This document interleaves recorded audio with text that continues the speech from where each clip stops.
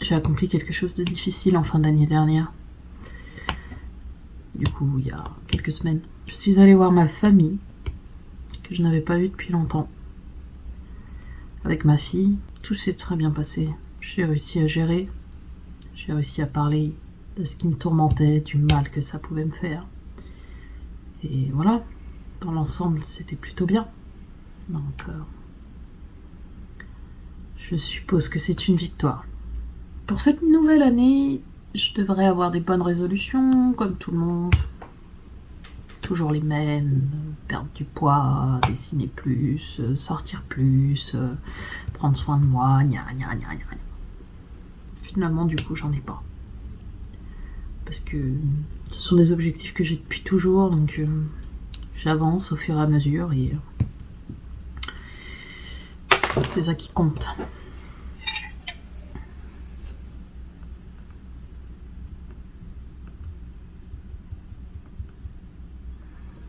La reprise est compliquée.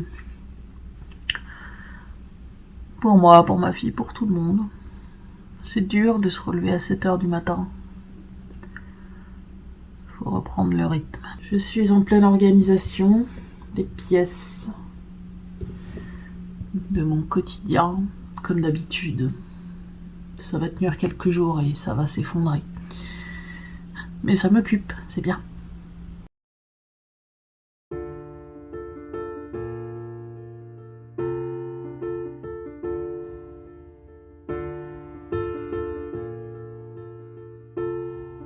Genève.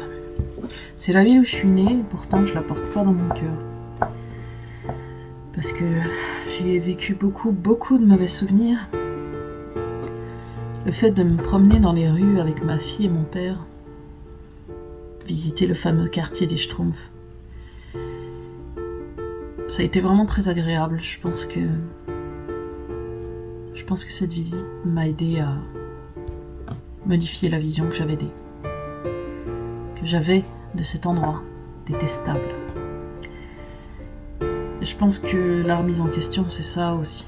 Toutes ces choses qu'on voit négativement, essayer de les aborder d'une façon différente. Je pense que pour ça, j'en suis revenue grandie. J'ai peut-être pas réussi à dénouer tous les problèmes qui se sont accumulés dans ma famille depuis tant d'années. J'ai pas réussi à avoir une approche aussi bienveillante que je l'aurais voulu. Elle était peut-être trop neutre. Mais c'était un défi pour moi, donc. Mais pour ce qui est de cette ville, j'ai moins de haine envers cette ville. J'ai moins de haine envers cet endroit dans lequel j'ai vécu quand même quelques années. J'ai réussi à me sentir bien, à avoir moins peur des gens et à apprécier la balade que j'ai faite. Il a fait un temps dégueulasse, j'ai pu faire qu'une seule balade. Vraie balade, j'entends. Mais ça a suffi, je pense, déjà décoincer quelque chose. Et je suis contente que ma fille ait pu le voir et pu découvrir cette ville durant ce moment où je me suis remise en question et du coup elle n'aura pas le même esprit négatif que moi, la même peur en allant là-bas. J'espère.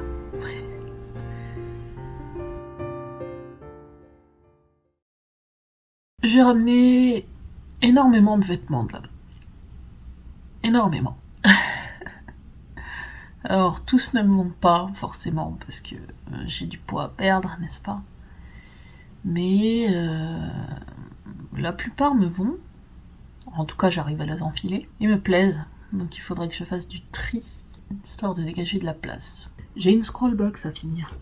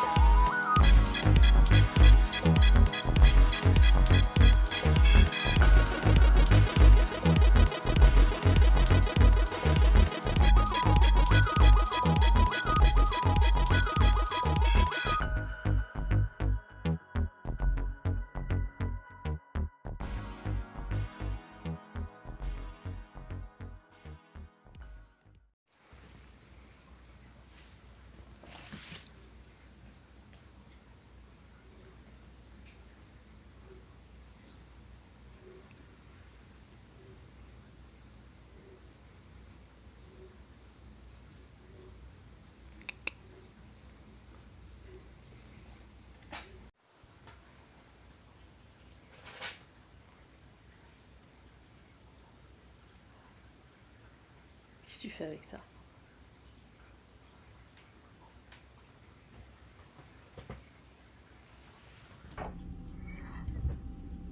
C'est pas nouveau, j'ai besoin d'organisation, j'ai besoin de tri, j'ai besoin d'être clair avec moi-même. J'ai besoin de m'identifier des objectifs clairs qui feront que je me sente mieux.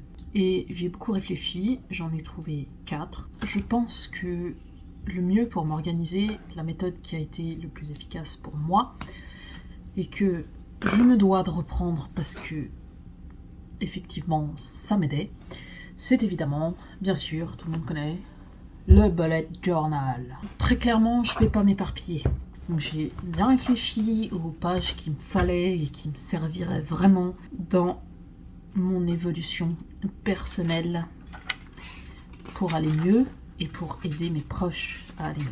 Soyons clairs sur ce qu'on veut. Mon focus, ma formation de dessin, le tri, l'organisation de la maison, ma perte de poids. Alors, concernant mon bullet journal à proprement parler, c'est un cahier quadrillé que j'ai acheté pas cher parce que je débutais à l'époque. J'en ai acheté 3 et là il m'en restait un. Donc je vais faire avec. Alors j'ai commencé par séparer l'année en 2. Voilà, donc les 6 premiers mois, les 6 derniers. D'abord j'ai voulu faire un truc un peu journal de vie, journal d'aventure, tout ça, mais ça m'a saoulé. Je préfère faire un truc un peu plus classique. Donc le mois de janvier, n'est-ce pas? Voilà. Je me suis fait une page pour noter le positif, parce que c'est quelque chose qui m'aide beaucoup. J'avais appris ça avec mon ancienne psychologue, et je devais noter normalement 5 trucs positifs par jour. Non, pardon, 3, je ne sais plus. Et ben, j'ai arrêté de le faire, et je me dis que en fait c'est pas une mauvaise idée que je reprenne. Donc voilà, page de positif.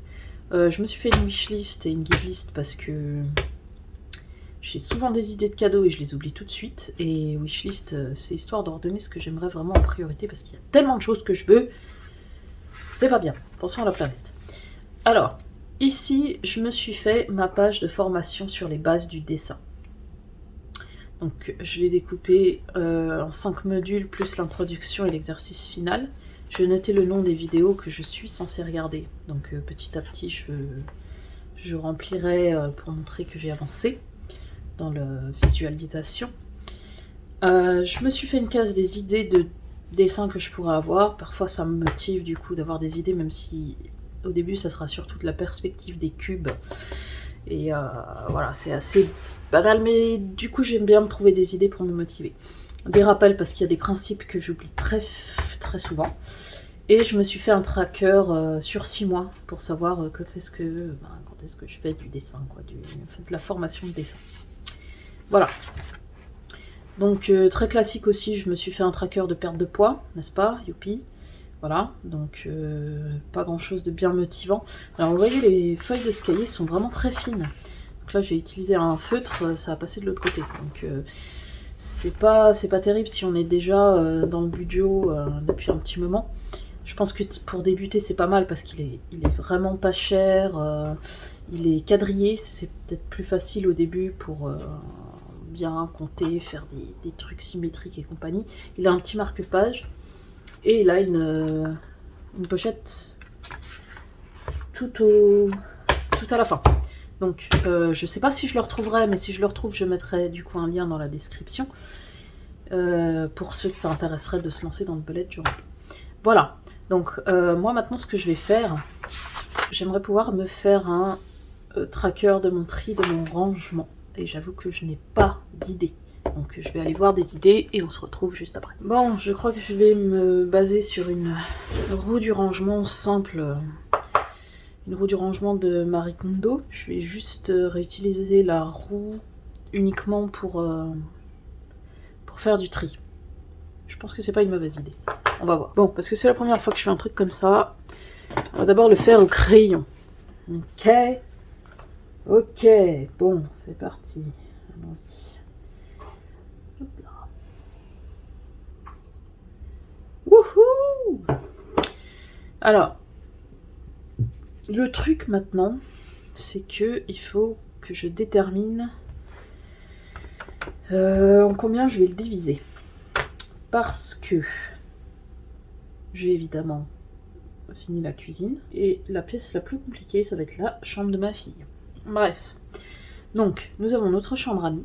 Chambre bébé, salon, dégagement, et aussi notre salle à manger, la toilette, salle de bain. Donc, nous en avons 6, n'est-ce pas?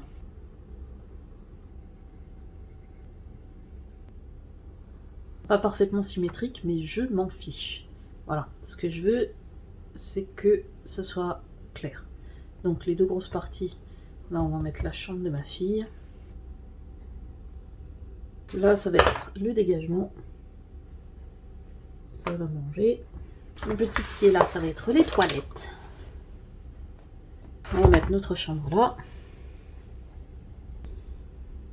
Salle de bain et le salon. Voilà, c'est un brouillon qui est pas si mal.